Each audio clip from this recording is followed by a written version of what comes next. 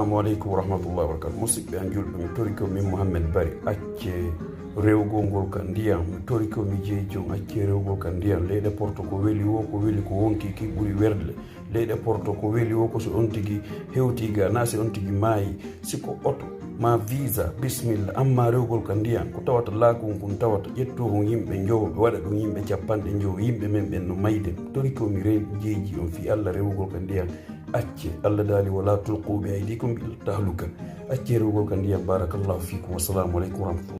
Salut à toutes et à tous, jeunes Guinéens et Africains, je vous prie, ne fuyez pas la souffrance pour venir vous exposer à la mort sur le chemin de la Méditerranée. Il est bon de voyager en Occident si vous le souhaitez, mais venir par la voie légale serait aussi meilleur. Unissons nos forces pour faire face à ces dirigeants africains qui sont à la base de toute cette souffrance qui pousse la jeunesse sur le chemin de la Méditerranée. Sukabe Guinée, Afrique, mi torike on, moton dogu, sonja, yebo wonki di mondi, e hore ngol lawol ko bennata Méditerranée. Yande mi torike on.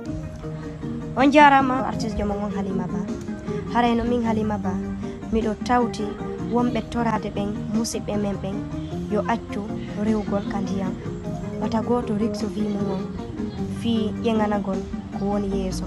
Mo ndaari ko fendi kon ma mo ndaari situation ji woɓɓe men tawa e ala no waɗi. Kono ɓe inni kadi wo arsike ɓura juutugol balɗe. Bonjour mesdames et messieurs, c'est Monsieur Fama Kanté de la page Jeunes Visionnaires. Nous disons non à l'immigration clandestine parce que ça a des conséquences drastiques sur les populations africaines. C'est des familles endeuillées, c'est des jeunes gens qui perdent la vie dans la mer Méditerranée et ça nous touche énormément.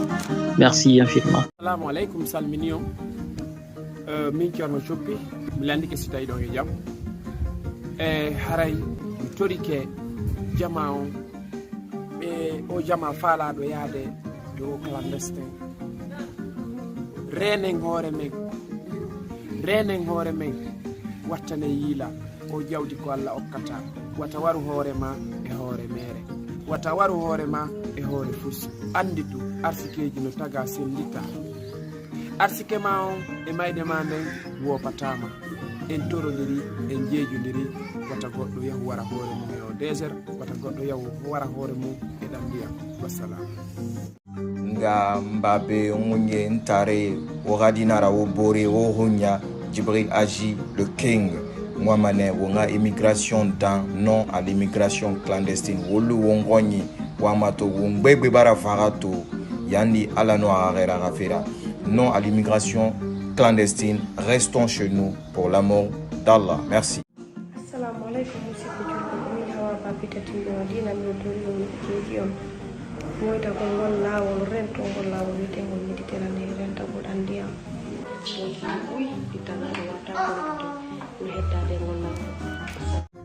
Chers Guinéens et Guinéennes, ces derniers temps, beaucoup de nos aînés sont morts en tentant de rejoindre l'Europe à travers la Méditerranée ou le désert. Nous savons tous la situation de la Guinée est très difficile, mais la Méditerranée est risquée. Cherchez à venir par la voie légale pour préserver vos vies, car toute une nation, toute l'Afrique compte sur vous. Vous êtes la relève de demain. Je vous remercie. Assalamu alaikum. Au message ko gorko e debbo jeemo kala wonɗo Africa wi Amadou Simba e Bogo Labaɗo le couple may dow woni ko jonnata o message. Haray Méditerranée ko gaɓoru kala haylotoɗo haray o renoto Méditerranée. Si woni ɗum argolleɗe portu si tawi ko avion haray ɗum wawi arde neneti ko leydi porto ɗum woni si tawi ko ƴettugol laaɓɗum inna rewa e ɗan ndiyam dow gaɓoru haylotoɓe haray harlan déconseille on bandiraɓe rewɓe worɓe woton ƴettu laakoye ndiyam koye woton ƴettu laaɓe ndiyam fi argol leydi porto ɗo on acce woni wonkiji won ɗin ko nder ndiyam mi jeeji on fi Allah mi torike on mi fattike on stop woto ƴettu hande kadi laakoye ndiyam stop. Salam la famille, c'est Dixon 224. Ce que moi je vais dire par rapport à l'immigration clandestine, c'est vrai que ça ne va pas au pays. C'est difficile d'avoir un avenir certain en Guinée. Ça, c'est la vérité. Mais moi, je pense que ce n'est pas pour autant qu'on doit risquer sa vie à ce point. On ne peut pas fuir la galère pour venir trouver la mort. Et dernièrement, on a perdu beaucoup de personnes dans la mer.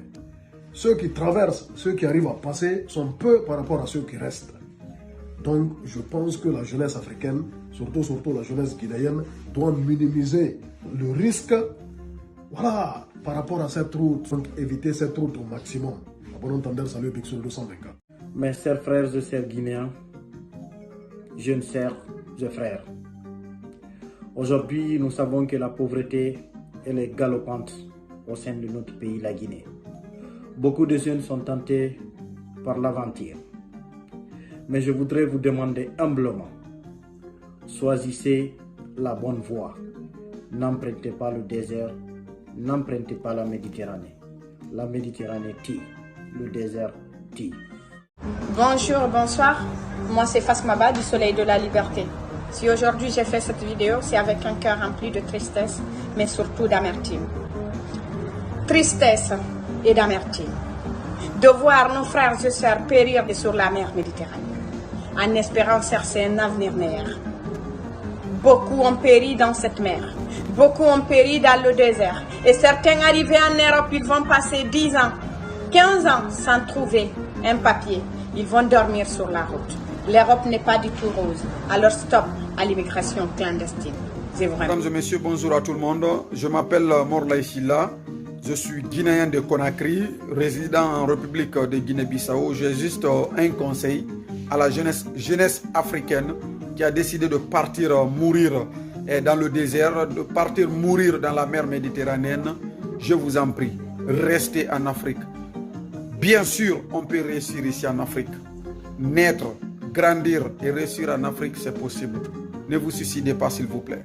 Five membe yarlike beye kama yo fiobe na to Babylon missing walitebe dobela no mayude oh no no no no no we ya walli dirba five membe lanni mayo bukala no habiti no fiba finde da wakamayo be yabe mo modira be yarli to be jawakalana obbe ya ha heto obbe mayali kenya binga gembe sonjike. Ici the General Moise Gaza from Fula Said Azuli, évitez la mer. Big up. On jara masonna de la Guinée e sagata de la Guinée komi kumalo kim lan do sanu ngari yotugo lon ko miji ni me ko ani ni me de berne sabande ma yi sonna be sukabe boyi ko nguttude dan jam fi argol lede porto awa mi andina yon lede porto hande ko mere sa lutte den jam fi argol lede porto lutti fi mere yo alla de lede porto harina kandi a rewda wakilo den kame moja sahali lede porto no satti o beyna ya hoto lagine anda hoto gol lagine no satti figural gol lede porto ke diego ni lo 224 hare mi hurike mo be inde mum e yettore mum hare jara yo mi wola mum ko hombo faala yo yewtudu seeda hare wombe darde be andi ko hombo faala yewtude do e ko mi mari ko mi beedi tanay debbo e gorko en foppu men hiden andi bobo accali jang e reedu nenejo mi torike o mi jeeji o haray hande piiji di fop mayde made e arsike maw wo patama ko affaire o yaadu mi torike o mi jeeji o woni debbo woni gorko mi faala yen ittu hakkille men e dum woten accu mawbe men no weemi woten accu mawbe men no wulli kala luttudo e dan diam mawdo makko wullay mi torike o mi jeeji on yolla ittange sattende mi tori ko mi jeeji on waawen heggutugol fi affaire gol laawol tawta ko wondugol e tampere mi tori ko. Assalamu alaikum wa rahmatullahi wa barakatuh. Hirutam fop mo kala inde mo yettore mum haro kaddilanto hande fi be bandirabe men e miñirabe men e kutrabe men jokkube gol laawol kilantexe fi yawon leɗe porto riksugo bimum ya ko ndiyam fi tum natugo leɗe porto mi tori ko jeeji on acce riksugo fimo e den ndiyam fi natugo leɗe porto mi tori ko jeeji bandirabe an e miñirabe an e kutrabe an. Assalamu alaikum wa rahmatullahi. Assalamu alaikum artiste Maria Bari mi do salmina on kala ka wonti do mo kala inde mo yettore mo haray sibbe yibbe ko fi be won be rewde ndiyam ara haray vraiment dum do lanni ani de dum do lanni ma binde jama on rewbe yimbe e bibbe yimbe ina mayirani e ndiyan ɗan a wiye man liƴƴi kala mo Allah okki visa laaɓuɗo fi yo aru haray Allah newna ngo tigi yo ara kono yo jama on accu riskugol rewgol ka ndiyam wona ko waɗi hay seeɗa noon wonɓe rewde ka ndiyam onon africain fof par ce que wona guiné en ɗum ko africain fof ko vraiment danden hoore meɗen merci beaucoup. Assalamu aleykum yuri kala inde mum e yettore mum komin e Longueville comédien commandant mal formé woni yeeso mon ɗo hande piiji no feƴƴide ko annilan hande ka fewdiɗen ɗo min tigilan faala yawde aventure kono mi yelaki yawgol clandestin komi tori jeunesse on e jama juɗɓe fof tawi goto jaɓu yawde ka ndiyan ɗam moƴƴa ɗaɓɓen voie légal ya Allah wallu en yaren voie légal leyɗe porto mais clandestin on à bas la clandestine. Bonjour à tout le monde, je m'appelle Sylvie Baldé, bien sûr. Je vous salue partout où vous êtes dans le monde. Good morning, good afternoon. Et je voudrais juste signaler ici à nos amis, à nos camarades qui sont en train de faire cette immigration. Risquez votre vie, vraiment ne le faites plus. Revenez chez nous ici en Afrique, restez ici tranquillement, je devrais ici, c'est très important. Il est parti mourir dans la Méditerranée, parti souffrir là-bas, faire la prison et tout ce qui s'ensuit. Vraiment, je vous suggère de rester en Afrique et surtout d'espérer notre avenir ici ensemble. Merci.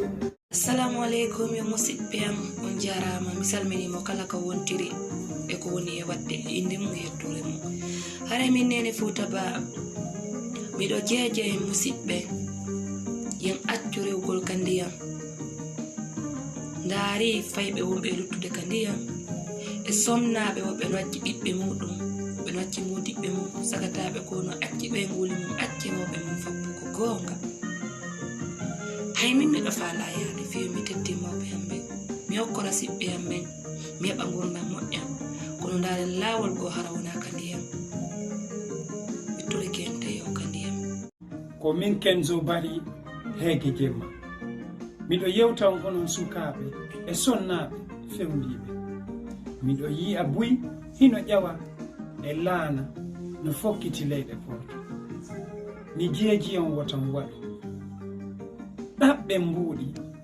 habboɗen arsikaji men ɗin si Allah no muyani e yaadu leyɗe porto e yahay acce rewgol ka ndiyam hande hiɗa acca ɓengure ma ɗo hiɗa acca mawɓe ma ɗo nanga laawol yarugol Libi si Allah no muyanma leyɗe porto a yahay mi torike on mi jeeji on acce yarugol ka ndiyam fureji hande si a immike ɗo a yehi a lutti e ɗan ndiyam a perdini mawɓe ma a perdini musidɓe ma min faalaɓe yaade leyɗe porto habboɗen si Allah no muyani en e yahay hara wona ka ndiyam. Salam la famille, on jarama nos abonnés komin Debeya haray ala ko mi watta ɓeytude o vidéo ɗo par ce que ɓe mi invité ɓen ɓe yewti ala min ko ma watta yewtude mon nom, je suis Debeya. Je pense que ma part dans cette vidéo, c'est à remercier à toutes ces personnes et à cette initiative. Musidɗo, jango siɗa fokkituno, mi jeejima, si a yi o vidéo amen, yiltito. Siɗa mari 2 millions francs CFA, siɗa mari près de 20 millions francs guinéen. Yettuɗi 20 millions ji. Yaha soda machine, sa soda moto tati, moto nayi, jonna goɗɗo, o doginanama. Chaque jour, nyande o nyande, ɓe adda ɓe jonnama recette. Au bout de une année, andare tawa haray hetti mbuɗi maɗi. Mi toriki on, mi jeeji on.